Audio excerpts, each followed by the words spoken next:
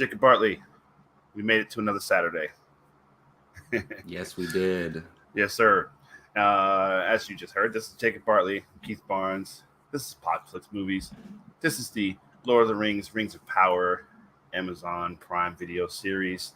Our weekly review show on Apocalypse Movie. We'll talk about the Lord of the Rings, Rings of Power. And we're going to cover, we missed last week, as you guys probably know. You definitely know, because you were all missing us. But we're back now. So we're going to cover last week's episodes, episode 4. This week, episode 5.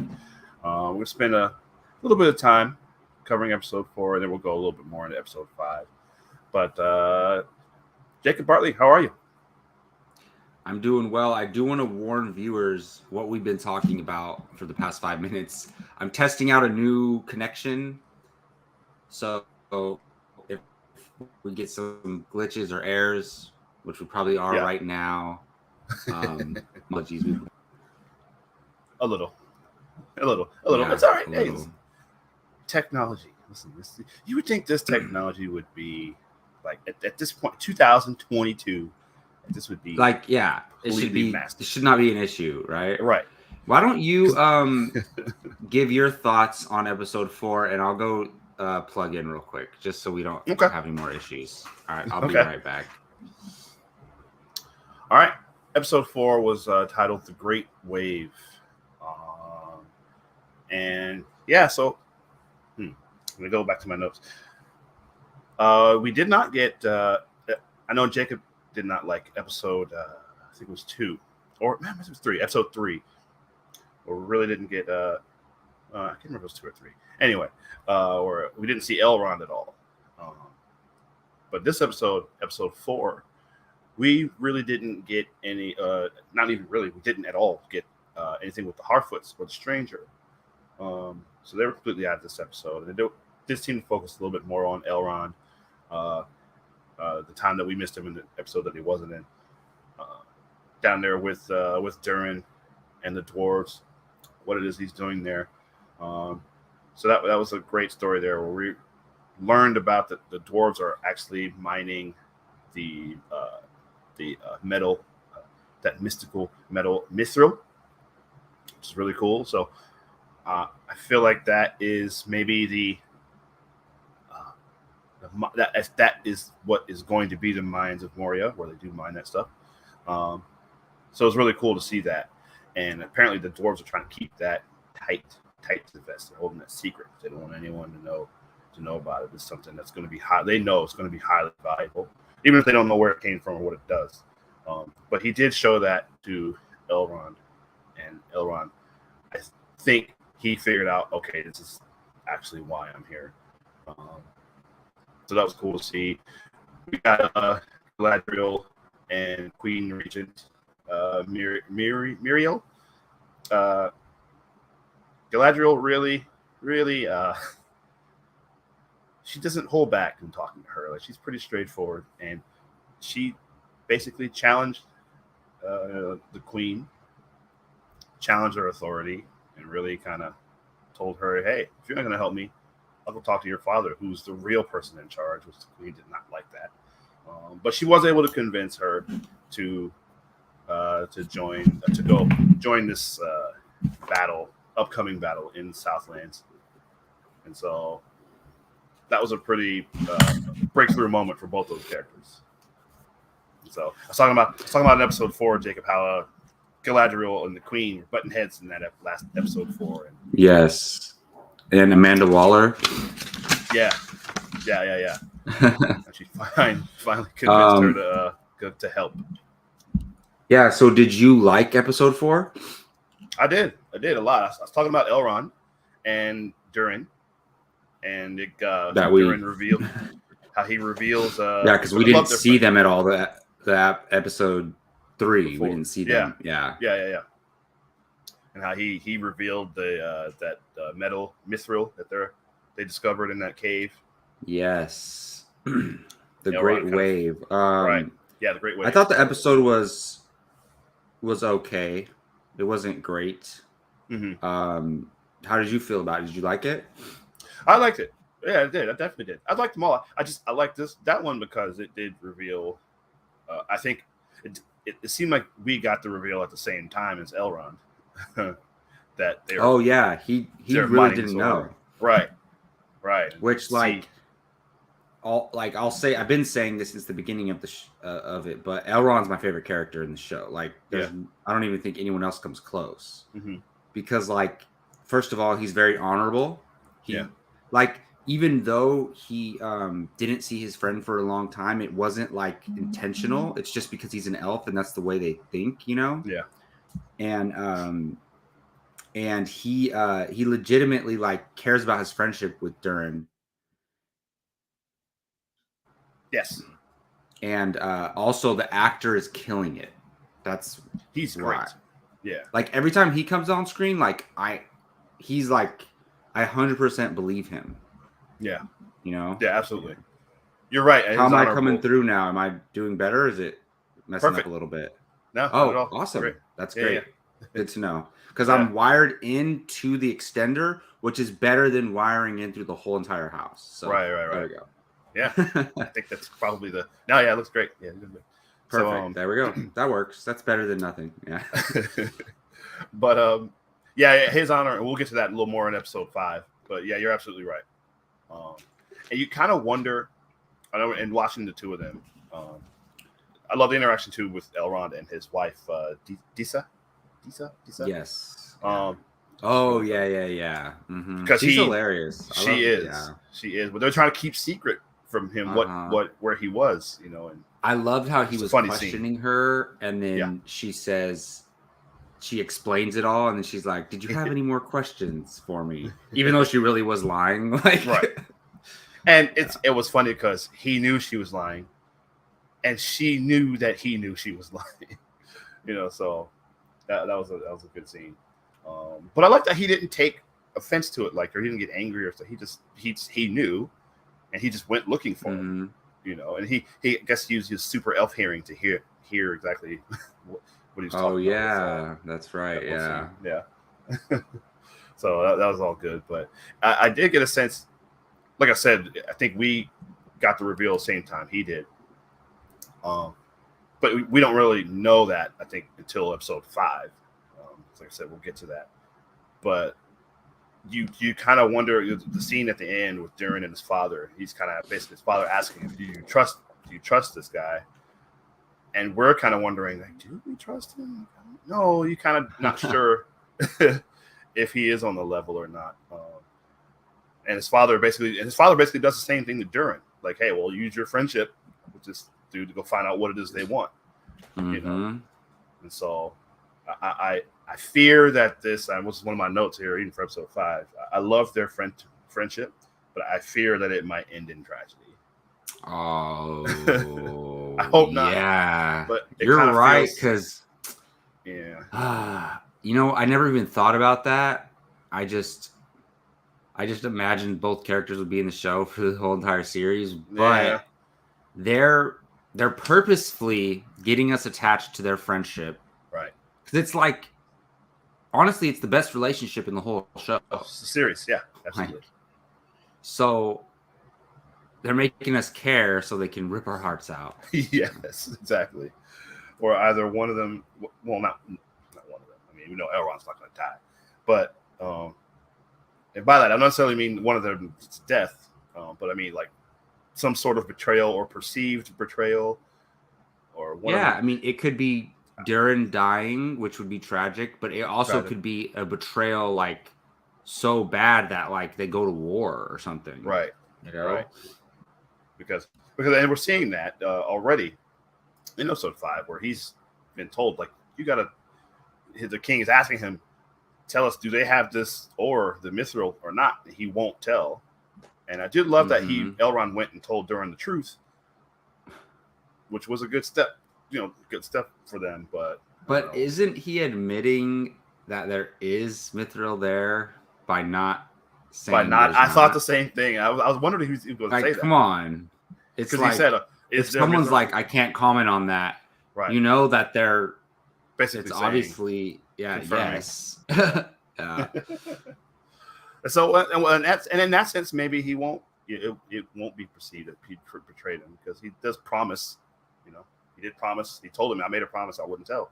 So, Sean Yeah, Wing I Wei. mean, but I'm saying like we can get through season 1 totally fine, but then Right. season 3 there could be something, a betrayal that's unrelated to Mithra, like something totally Something different else.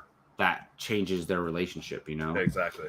But point being, very glad to see Elrond and Prince Jernigan in episode 4. Yeah. I think like for me they were missing from the show. And like I don't think there's enough characters in this show to where like we should go an episode without seeing them. Well, so while you're away, that's the first thing I brought up is that we didn't see the Harfoots or the Stranger at all. You're right. And I guess if they're only going to show us like one quick scene, why show them at all? But still, I don't know.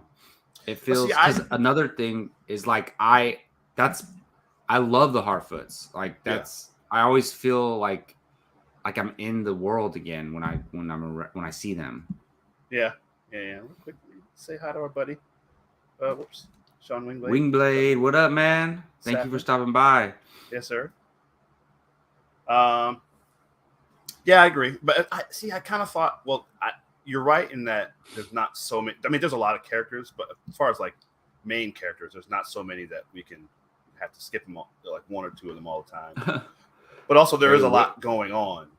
Wait till you start watching Game of Thrones because, like, how many like settings did they have to cut to in this show? Like 5? Yeah, at least. In Game of Thrones, it's literally like 10. Like in a given season. That's one of the. And then like they'll go like 2 episodes sometimes without addressing the storyline. Yeah. See, it's a big, vast world, so sometimes I guess it could be hard to keep up with. If you don't want to get bogged down too much on any one or two stories, I guess. So, but at the same time, it seems like we talked about before, a lot of this stuff is going to come together in some form. So, obviously we'll get to later when we get there. But let's see, what else? Episode 4. What else would we get? So we get Adar talking to Arnden, and he sends him to warn the men, which is like, okay, so he was captured by them, forced to work, and then like he's just struggling down there trying to escape, and then he just has one meeting with this guy and he lets him go. I thought that was odd too.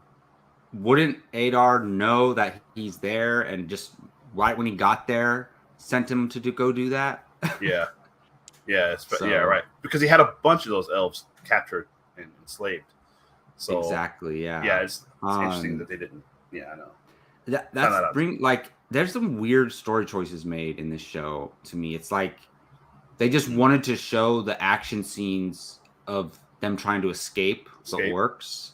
Maybe. So then, like, we spent a lot of time on that just to have him send him away. Maybe, but at least, but also too, if it turns out what they're digging is Mordor. Oh, it's relevant. I think that's probably true.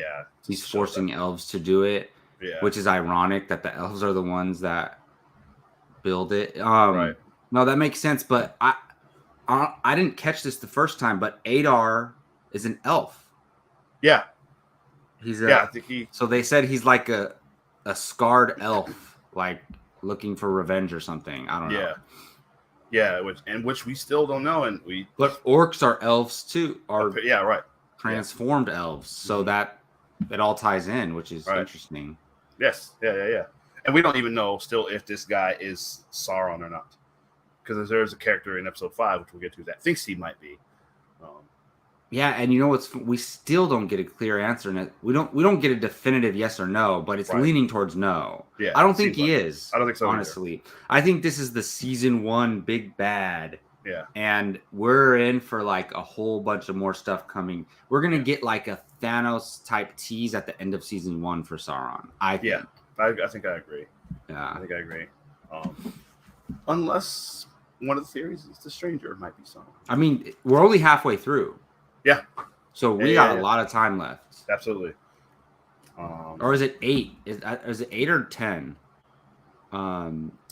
We have asked this so many times I can't remember. I mean, we know we know the answer. Yeah. How many episodes? I'll find it. You keep going. Okay. Let me go. Yeah. Okay.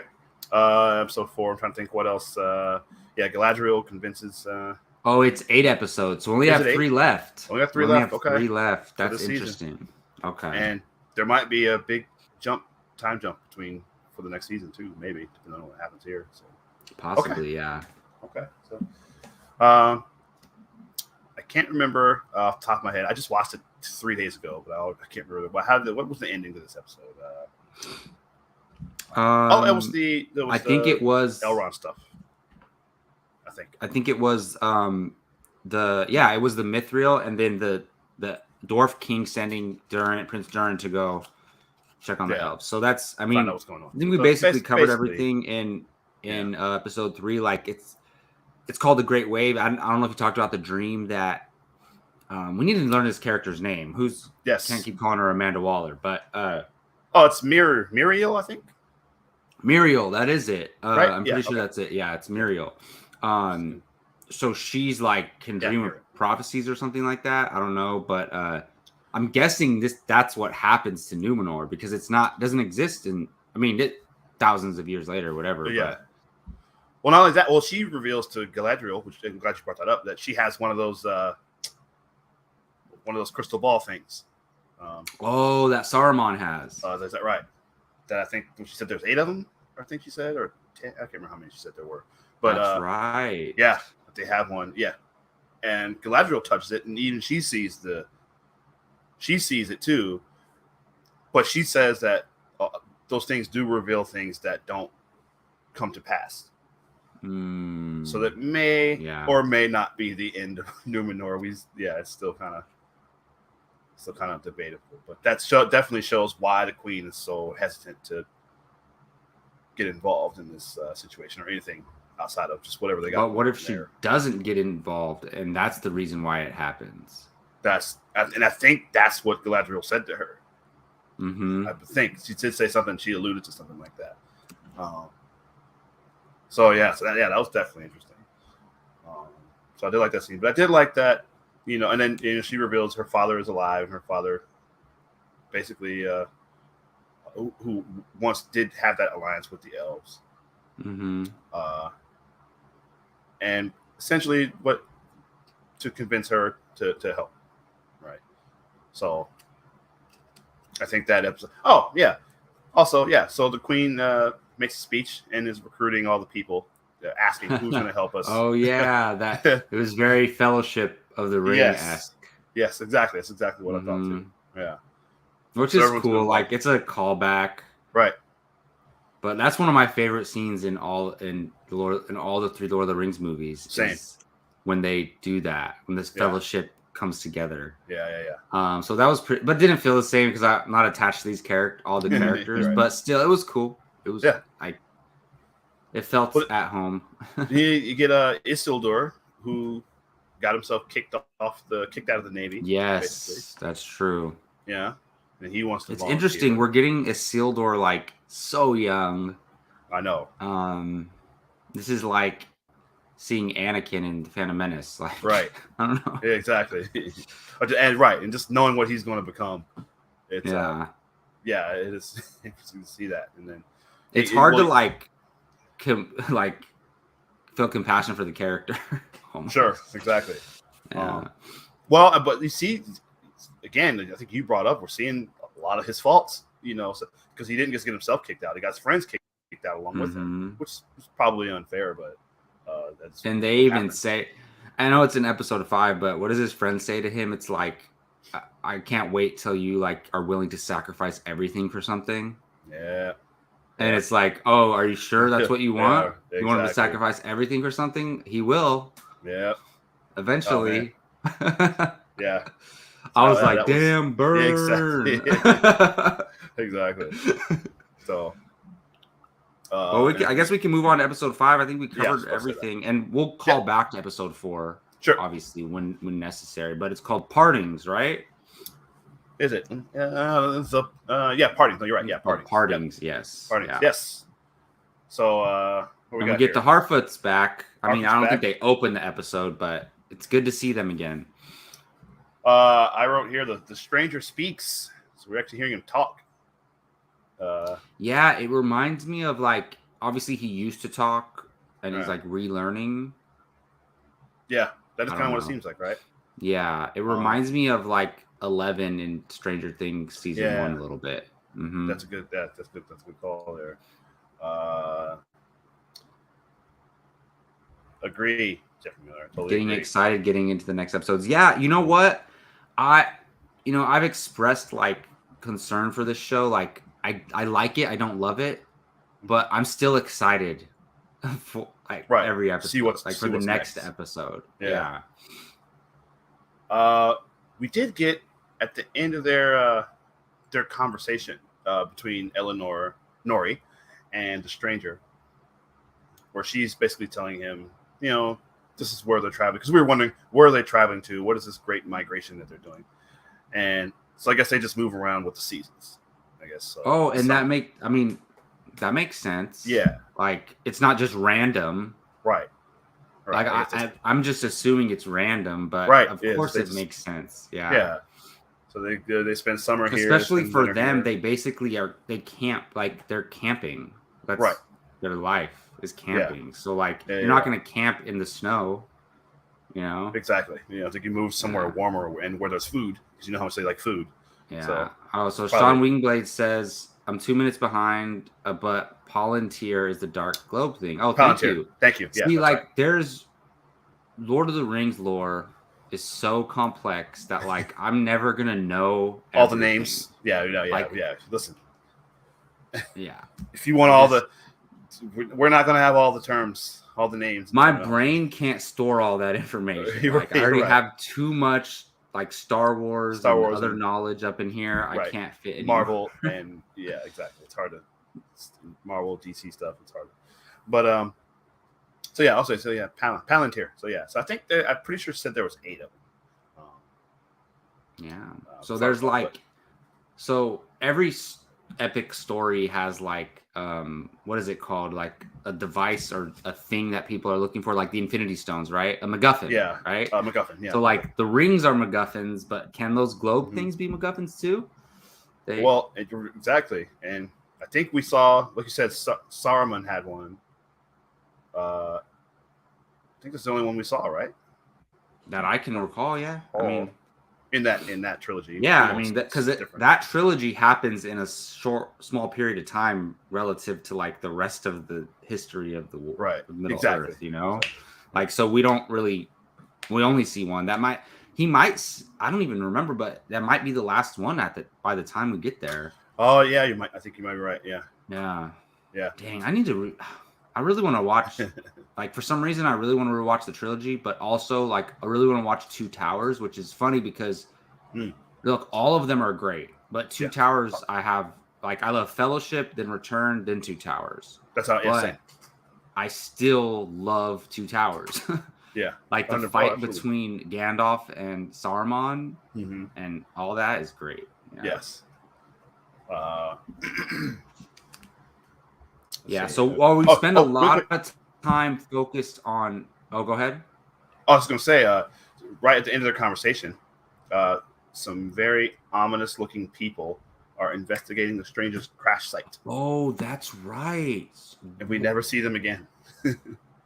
See, all right, so I don't have a problem with this, but I'm like, it's just weird because they're introducing so many different side elements, and I feel like none of these things are going to be resolved by the end of this season. Right.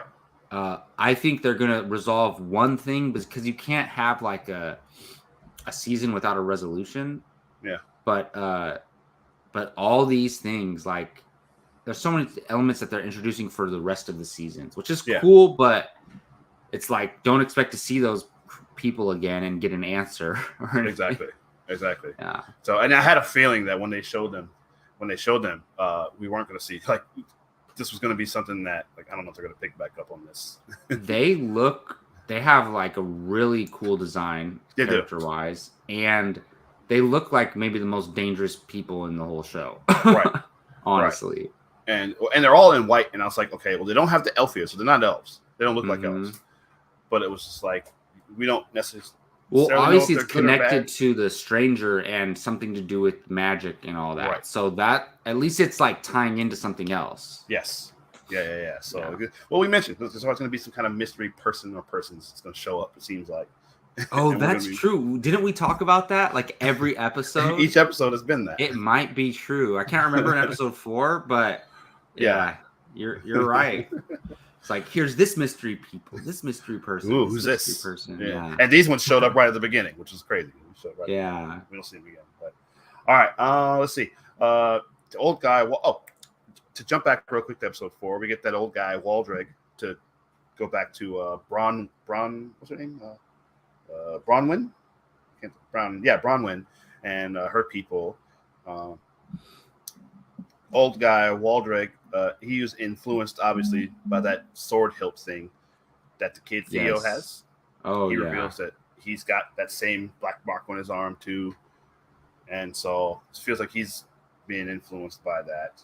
Is that the guy who wants to go join the orcs? Wants to surrender to. He goes. Wow. So does that mean the kid is headed towards that? That's like- where. Yeah, we're wondering what's going on there. But then later on, the kid does tell. So I was worried Arendir about the kid. Like I was like, oh, he's headed to the dark side. But then he shows Arendir, and then Right. then I'm like, oh, okay, so he'll be fine. But like, Yeah. did that corrupt him though when he got punctured by the thing? Right. Who knows? Right. Well, that's what I say. It seems like they had a good conversation, and he did, reveal, like you said, he revealed the thing. Arendir says it's a key. Yes. He doesn't know to what though, because the kid does use it to fight some orcs in the last episode. Thing that happened in the last episode. He used it to fight some orcs with, so they know that he has it now. And That's so, right. Yeah. Did it when he put it like stuck himself with it? Didn't a sword start appearing? Yes. That's pretty cool. Like a magic, Mhm. magic blade started appearing. He was using it to cut a couple of those orcs to fight them off to escape. So maybe it's like the sword. That sword chooses you type thing, and he can use it. And maybe we'll see him get older as the show goes on, and he'll be like a badass warrior with that sword. Right. That'd be pretty cool. Yeah, definitely. So, I mean, we spend a lot of time on Elrond's dilemma. Yep. Yes, that's exactly what I wrote. I wrote conflict for Elrond. His loyalty to his friend Durin or to his people. So apparently, the elves are dying. I guess the elves are dying. Their souls are diminishing, and they need this mithril ore. Do they really know that? Or are they just mad because their light is gone? Because their light is gone. Well, I guess that's what that means. Oh, yeah. Well, that's a good point. Because like either the light is it actually gone? They just want it back so they can be super powerful again, or are they actually dying? He tells them that we'll be gone by spring if we don't get. I don't light. trust the Elf King. I don't either. At all. I mean, obviously, when you see Durin and Elrond walking off at the end, he's like watching them, and like the implication was like, oh, the Elf King's up to something. Like, yeah, they're both. Well, it's funny they're using friendship against these guys. Right. Exactly. Kind of messed up. Well, I did, like I said, and we alluded to it earlier, but I do like how Elrond did tell Durin the truth. And Durin, even though he made him swear not to tell anyone, he's like, well, all right, fine. Well, there comes a point where, like, if that's true, I got to do something to try to help. Right. And I did like that moment. You saw it kind of like, wait, what do you mean? I love how he kept making him say, love that. The fate of the elf race is in my hands. In my hands. Whose hands? Whose hands? Your hands. Yeah, I love that. That's what I'm talking about, man. That every time they come on screen, I'm like, I'm hooked. Absolutely. But I love how he didn't get mad because he didn't even ask him, did you tell them? He just was like, all right, let me see what I can do, but we got to go try to talk to my father. So that's the big hurdle here. And he didn't tell them. And he didn't. I mean, right. Technically, but it's another thing. It's like, of course it's there. Right. Like, and now, Elrond did tell him, like, I didn't know that they sent me there to do this, to find this stuff out for you. Like, I didn't know I was sent there. I was lied to also. Okay. But he put it on himself, which I did like. He said, "Look, oh, sorry, hold on. Oh, you're a little frozen. Okay, there we go. All right, gotcha. You're back. He froze for a second. Okay, I was frozen. Yeah. Okay, I was looking up Mithril, and I just wanted to know a little bit more about it. So this is what it says about Mithril. They showed the origin of it, which is pretty cool. Yeah, did it? Wait, what was it again? I mean, he's telling the story about the tree that was. Oh yes, with the elf and that one elf, the super powerful elf, was using his light to keep the tree alive, and the Balrog came to try to burn it down. Yeah, the Balrog. Combined, and it's that is really cool. That was like the Wakanda, the what do you call it? Oh yeah, vibranium, like vibranium. The comet thing. It seeped into the ground and got out into the roots, and it seeped into the mountains, and now it's all throughout that mountain stuff. It's kind of like and then Gandalf mentions Mithril in the. Mm-hmm. I guess we can call that the original trilogy. Yeah. And then the Hobbit is the prequels. That's exactly right. I mean, it works, right? Yes. And this is I don't know. This is the sequel series. This is the sequel series. Yes. This is like the Last Jedi. But no, I was gonna say, they don't use Mithril at all, like in the original trilogy, right? Like, is it? Frodo's vest. Frodo has that vest. That's what I was thinking. Yes, that's what it is, right? And also, I think that blade that Galadriel gives him that glows when the orcs are around. Yeah, I think that's made. It's like their adamantium or vibranium, right? Like this world, yeah. So, and then maybe also that light that he has, that light that he uses to see. Oh, yeah, because it's like that's lightest metal. So when it's dark, it lights up. Oh, when the orcs come. It lights up. Yeah, right? That's why that blade. He said that blade glows whenever orcs are nearby. That's what I think that is. Yeah. Oh, that's cool. That's cool. Sean, if you're still here, you seem like you would know. You probably know. Clarify for us, please. Yeah. But I'm pretty sure those are all made of mithril, I think. We get that origin, and he basically tells him. Well, like I said, the king prying for information. But you also know that the king wanted to. They're constructing that tower, whatever. We still don't know which tower this is, but he wanted the dwarves to do that. So they are building that.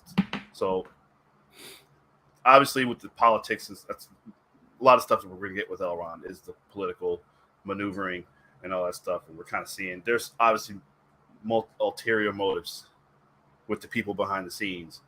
So it'll be interesting to see all that revealed. Sean's asking, what are we talking about?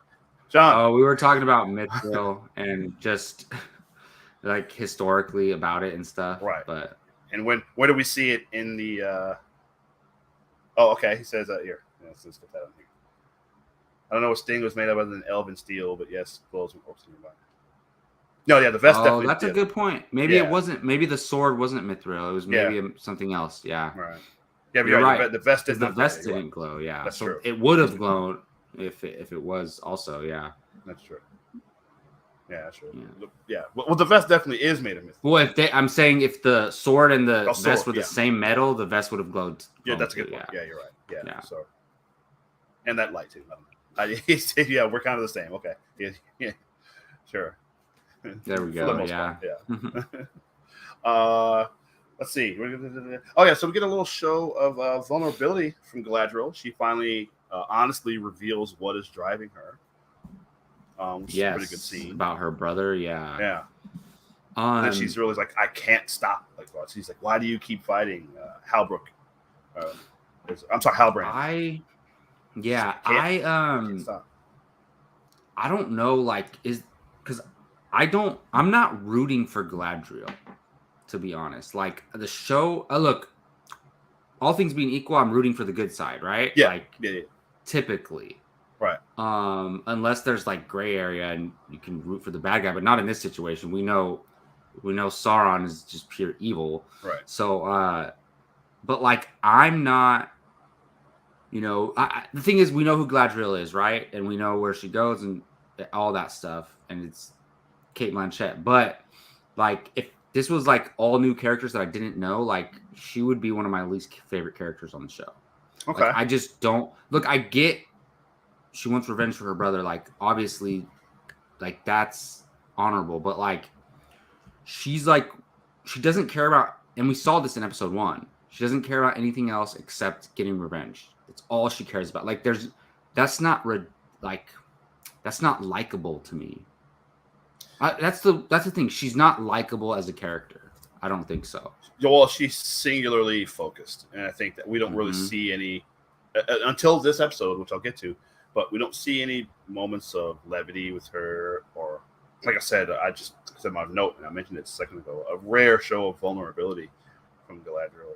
But she does admit when she's having that conversation, she says, like, my company revolted against me. Mm-hmm. And then my best friend and the king conspired to exile me. She said they couldn't distinguish her between the evil that she was fighting or whatever. And so she knows, she's aware. Everything you just mentioned, I think she's aware of, you know. But then I think that makes her want to double down on her mission because she's like, oh, yeah, well, I'm going to prove them right and finish this. So then I could say, look, it was all for something. But she is right, though. There is an evil out there, and everything she's saying is that's correct. True. But the thing is, we know that, though, but like we shouldn't know that yet. But we do. Yeah. But I get what you're saying, though. So like ultimately she's right.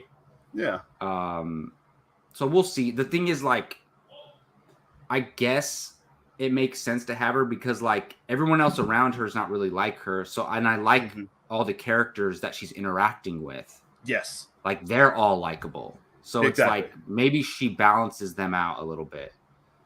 Well, that's a good point because I wrote here Galadriel is training the people, and there's a great training action scene.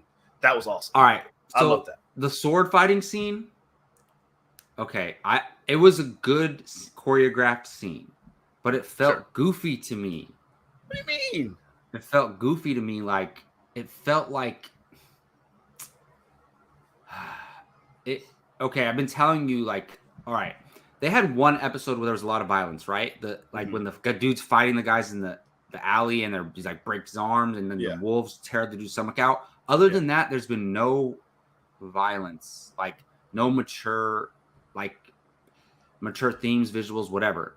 Yeah. And like to me, the show feels very like safe PG-13, Disney-esque. Like it felt like a scene from Aladdin live action movie. Like that's how it felt to me. It's like LARPing. And like, of course they weren't seriously fighting, but it's like, it just felt silly. And then and then the one guy actually does get her. Yeah. And like, I get it. She's a great elf warrior. She's been training and fighting for thousands of years, but I don't know, that scene just felt, and not in because like if I saw this scene in a Disney princess live action adaptation, I'd be like, oh, that scene was great. But like, I don't want that in Lord of the Rings. Well, I kind of see what you're saying. I think it was just clearly, I mean, the point of it, number one, is to show how much more powerful and skilled she is. Do you know the character's name? And it's funny to me, like, I never heard Lieutenant said the way that her and the other guy said it. Lieutenant. Like, yeah, it was so interesting. I thought that was cool. I think they say that, I know that's what they call it in the UK. Yeah, no, that's what it is. Yeah, because a lot of these actors are British, I think. Right. They say lieutenant. But I think obviously that guy is going to be an important character, the lieutenant or whatever.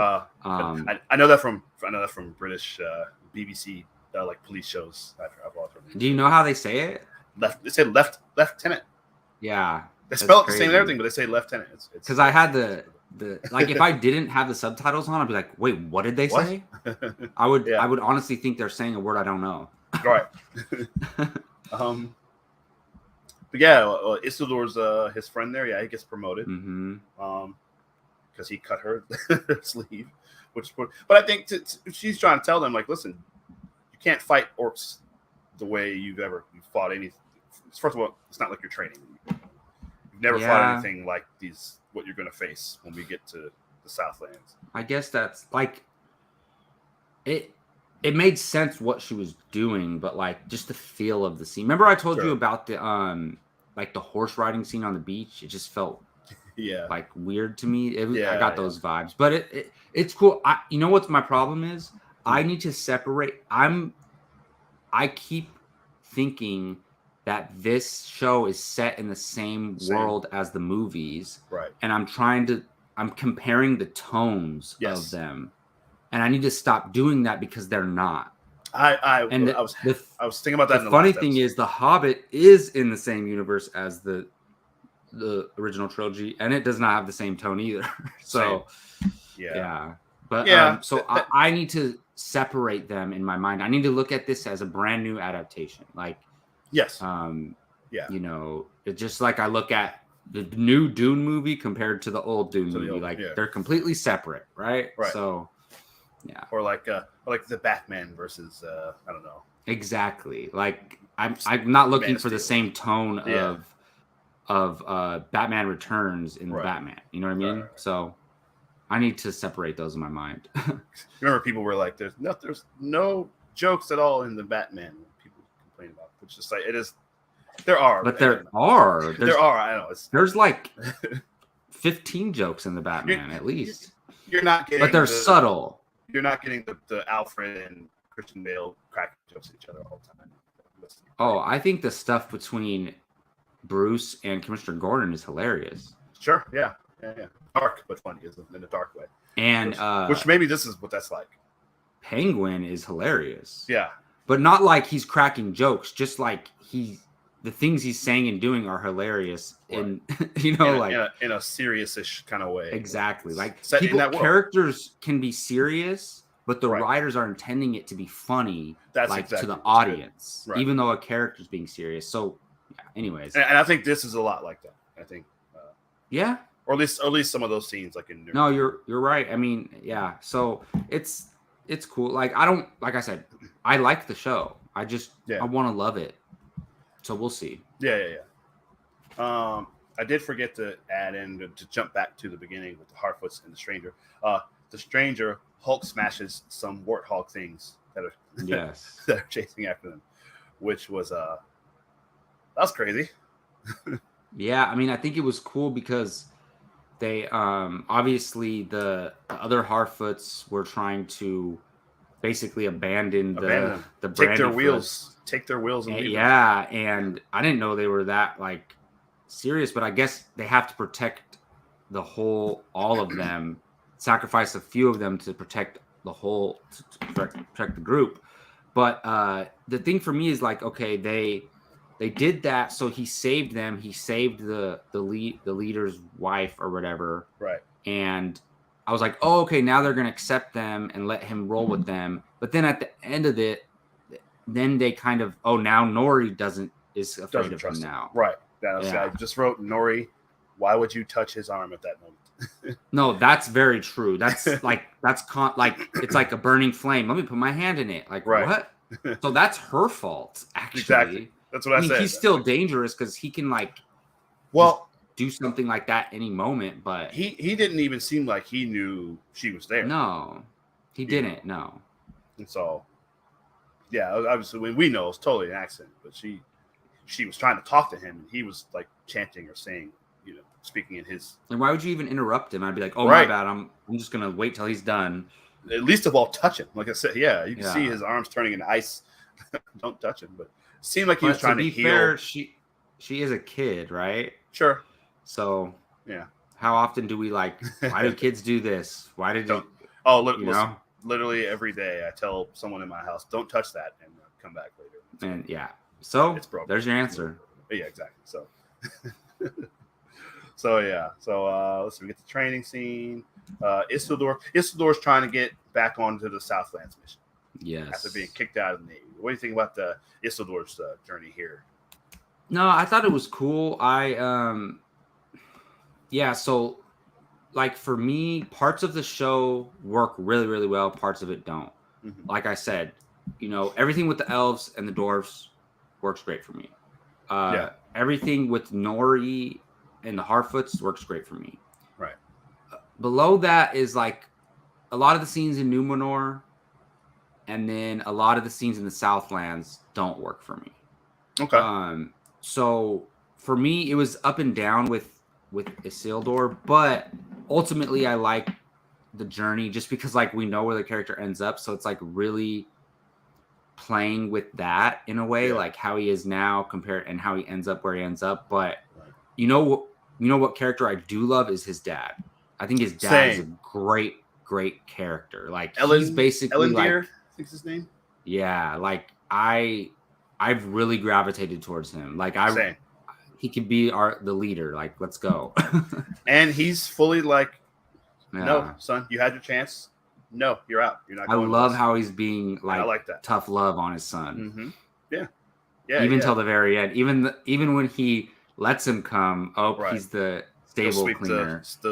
Yes. Mm-hmm. You're down with the horses. Go sweep the stable. But hey, at least he gets to go. In Isildur, by the way, Isildur kind of arranges a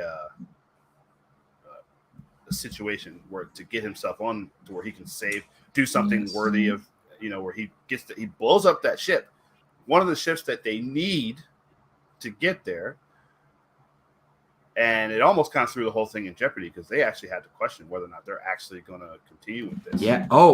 So like, but that was an accident, right? The other dude was trying to burn the boat down. He was trying to get the lantern from him. Yes.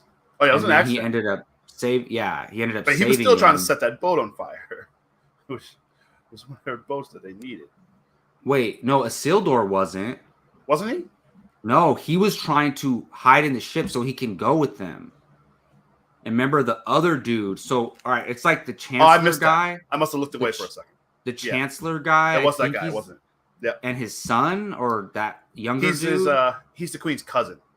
Okay, so yeah, the Queen's cousin, but I think he's also a political figure. Like he has a title. He's like that dude is shicey. Like I actually really liked that because in a good way that reminded me of Game of Thrones. That's how Game of Thrones is. Like literally every character has an agenda and they're manipulating stuff behind the scenes in order to get things the way they want them. And I actually really appreciated that, even though he's a douche and he messed everything up and he's obviously like opposing Galadriel and her plan, but I liked that. But no, the younger guy who was associated with that guy, maybe it's his son, I don't know, but he went to go burn it down. Isildur was trying to get the lantern from him. Yeah.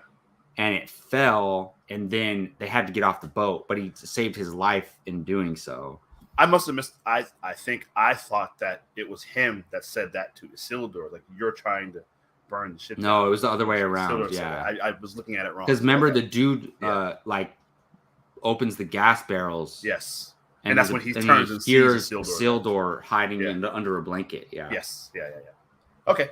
Thank you. I misunderstood that. Yeah. So that's two things. It's like that dude and the other guy are up to no good, and then Isildur gets to go, but it's not the best. He did save that guy's life, and he didn't rat on him too, because he knows he's the one that did that. So. We got Jeffrey Miller in the chat. Well, I don't really know the details of what y'all discussing, but I'm here for the ride. Hey, we barely know the details that we're discussing. So thank you for joining us. Yes. And he did agree with you on the thing about the evil that Galadriel knows is coming. Oh, yeah. I mean, it's tough because that's hard with prequels. Like, because we say, oh, this is thousands of years before, but then also we have the same characters that are in the trilogy, in so the it's movies that we saw. I know that's like, what we know Isildur, we know Galadriel, right? So Elrond, and to your point, it is tough to have to separate that out. This series from the trilogy, which but although like we know the book, like for the most part, the original trilogy is like pretty loyal to what happens in the book. Yeah, the books. So like. I think like the books are the history, so that's kind of where we know everything's going, Right. That's good. Yeah, it's a good thing. Yeah, exactly right. So, then basically, I got here that the episode ends with the Numenor mission going forward and setting sail, and it's like you said, Isildur is there. It's a pretty triumphant moment. We got pretty much their 3 big ships, and then a whole fleet of other small ships are there, and they're setting sail. They're heading towards. Galadriel had to convince Halbrand, excuse me, to join, because he's been saying he doesn't want to go, doesn't want to be a part of it. He's avoiding king of the Southland. Yeah, Southlands. He's the heir to that throne. Yeah, which kind of goes into the guy that we're talking about, the number 2 guy there. That his aspiration is to go there, help them fight, and whoever's crowned king will owe us a debt forever. Exactly. Yeah. And so you get the clash of those two agendas there. But Galadriel, like I said, they had that nice heart-to-heart. She talked him into it. He's like, I'm sorry, I'll go. He agrees to help. We see both of them on that ship, all armored up, ready to go. They're setting sail. They're off. Hey, if this season ends with a huge battle, with all of them fighting orcs, and it delivers, I'll be satisfied. Yeah. I'll be like, okay, that was a cool end to season 1. All right. So every season of a television show should have a storyline that's going to conclude at the end of that season, while setting up the next season. Yeah. So what is the storyline in this season that's going to have a conclusion? I don't know. Yeah, it's tough to know if it's the mithril thing with the dwarves. It could be that, but the thing is, that's not even the A storyline, I guess. Well, I was wondering that which one of these is the A storyline. I think it's Galadriel. It's Galadriel, yeah. Yeah. But the Southlands, and we have the people that are there, right? Well, those are kind of tied in together in a way. They're going to that kind of goes, Southlands, yeah. But also, Elrond and Durin, that whole thing. When are they? Galadriel and Elrond are clearly friends, and they're when are they gonna?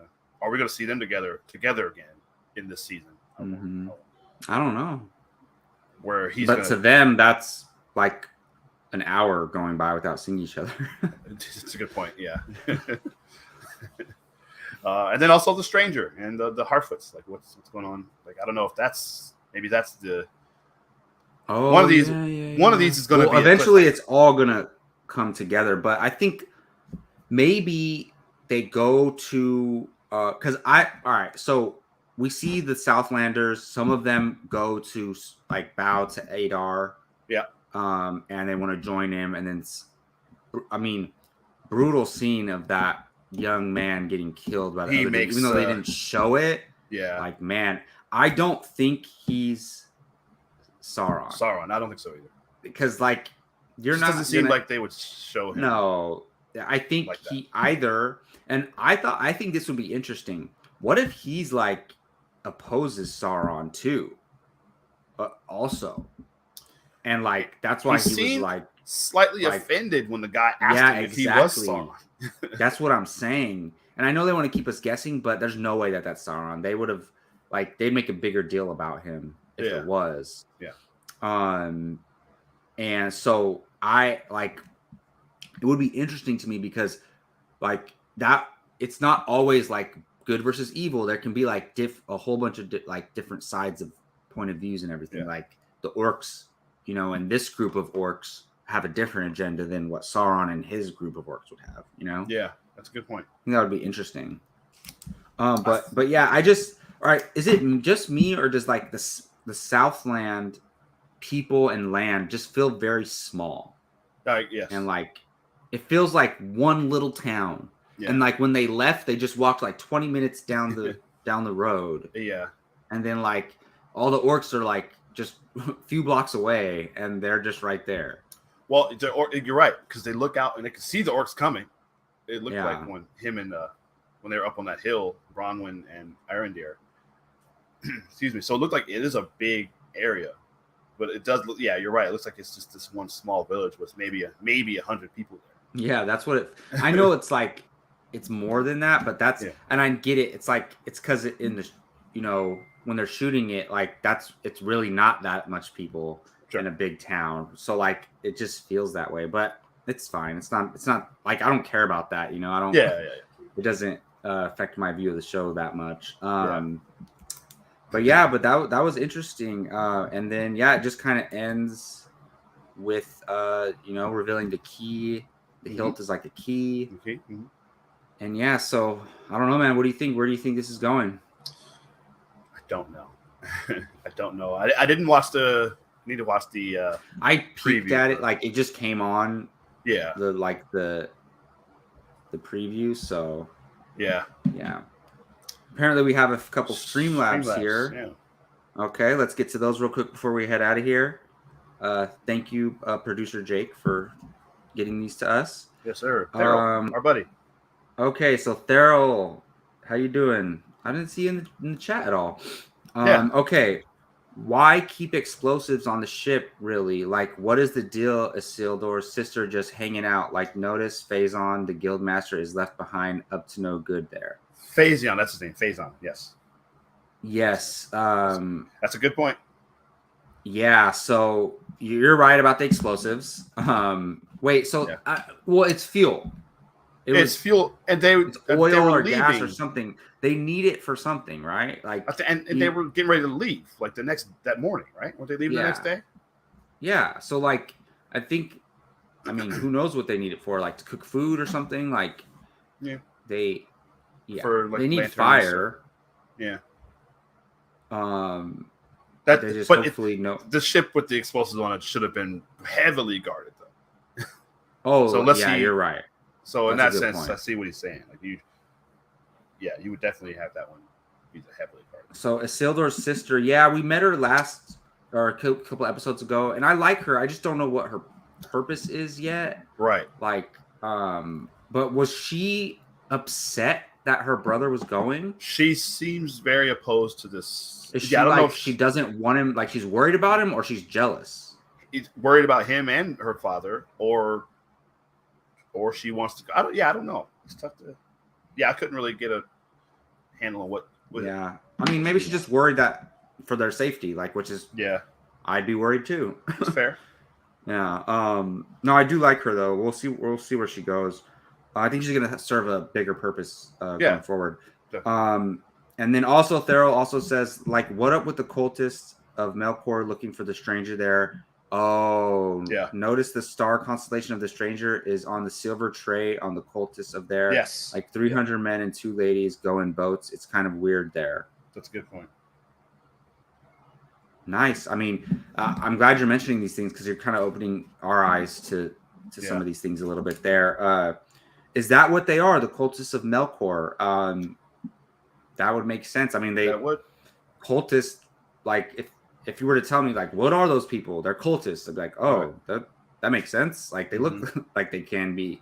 I'm not sure, but that's a really good point. I'm like, I'm really intrigued to see those characters and what they do, and like, I'm also intrigued by the stranger. So like, it's gonna come together. So he's showing more and more. Like obviously, he spoke way more than we've seen in this episode, and showed more of some of the kind of stuff he can do. Like I said, you saw him smash the ground and scare those things away, and he's talking, like I said, a lot more, doing the thing with his healing thing, what appeared to be a healing thing with his arm. So we're still no closer to really learning who he is, if he's a character that we know. We still don't know. But, I don't know. It'll be interesting to see. I think that's probably the biggest of the storylines that we talked about, like what's going to happen at the end of the season. That's okay. If they tell us, yes, please, that's it. Tell us who the stranger is. Just tell us who he is. And I don't even care about anything else. Have a big orc battle, save the Southlands. Oh, I was going to say, I think they wipe out Ador and all his orcs. Ooh, I don't know. And then wipe them out. Yeah. And we get some hint towards Sauron, and then we find out who the stranger is. Like I said, even if it's just like, oh, he's a legendary blue wizard from da da da da da, like name blah blah, cool. Like just so we know it's not a character we know or something else. Like, I'm Yeah. cool with it being a new character. I almost prefer same. it. Same. Yeah, kind of. Yeah. But I just don't want them to go into the off season and not tell Oh us no, who this I guy know you is. can't. That do would be that. I'd be very annoyed. Because like I'm annoyed going episode by episode, not knowing. Yes. So Same. like you're gonna have make me wait like over a year. Yeah. Would you rather them though? What if they reveal it right at the end, like last second, like the last scene That's of fine. this season? Honestly, that's totally fine. Yeah. Yeah. Okay. I'd be good with that. And I was thinking too. It doesn't seem like I don't know. Are we going to see any rings at all in this season? Doesn't seem like we will. I don't know. No, I don't think so. I'm now that we have 3 episodes left. I think that like they're ending it very small scale. Yeah. Like as far as overall story lines go, and that's fine. I mean, because like they're gonna do 5 seasons, and maybe they don't jump too far ahead. Yeah. Like overall. So if that's the case, then they're not going to go too far in this one season. Yeah. No, you're right. Yeah, they have not making forwards. That's what they're building, right? That's what the maybe it's done by the time the season ends. Right, because he said he wanted it done by spring or whatever it was. So I mean, it's got to be coming soon. So yeah, we'll see. But all right. Well, that was episode 4 and 5. Yes, Lord of the Rings. That was what I did like that. That was funny. Table. That was very good. But yeah, so we covered episode 4, episode 5. Overall thoughts, pretty good. We're getting a little bit further down the storyline. Obviously, there's big stuff coming. Yeah. No, it's getting better. I just hope that, like we said, don't introduce all these mysteries and answer none of them. Right. Like, give us a little bit by the end, and I'll be good. Yeah. So yeah, hey, appreciate that. Great discussion, guys. Learned some things today. Hey, that's our goal, for you to have a good time listening, and hopefully we help people understand things through our perspectives. So. Yeah. Listen, we're learning all stuff too. Like I said, we're both big fans of this series and his Lord of the Rings stories and Tolkien. So it's cool to be along this journey with you guys. So we thank you all for watching. We appreciate it. We're going to be back next Saturday for episode 6, Rings of Power. Yes. And don't forget Apocalypse Now on Tuesdays. Apocalypse Now, yes. Live Tuesdays, 7 p.m. Pacific Standard Time. Also, go to our YouTube channel. We've got a whole bunch of cool stuff on there for you guys to check out. So come back. Episode 6 next week, Saturday, 11 a.m. Pacific Time. Jacob Bartley. I'm Keith Barnes. We'll and Keith, if people like watching me and you specifically, what else can they see us on next week? You that is a great call. I'm glad you said that. So if you like us, you want to see us talk about all kinds of stuff. You're going to see us next Friday evening. Thursday evening. Thursday. You did say Thursday. That's right. We're going to be next Thursday on Bartley and Barnes. That's our show. It's our YouTube channel. We talk about. It's not a movie show. It's a me and Jacob show. Yeah, and we talk. Obviously, we're going to talk a lot of movies, but we talk entertainment, sports, pop culture, life. So come look up Bartley and Barnes on YouTube. You can find it on the Apocalypse YouTube page for featured channels. So we'll be there on Thursday, and of course, you'll see us on Apocalypse Now, Marvel Rewind, and the Fandalorian Club for Andor reviews. Check that out. Absolutely. So there's a lot of stuff. Yeah, a lot of stuff going on all the YouTube channels. So go follow us on social medias, check all that stuff. So with that, for Jacob Bartley, I'm Keith Barnes. We'll see you next Saturday morning for our Lord of the Rings of Power review show.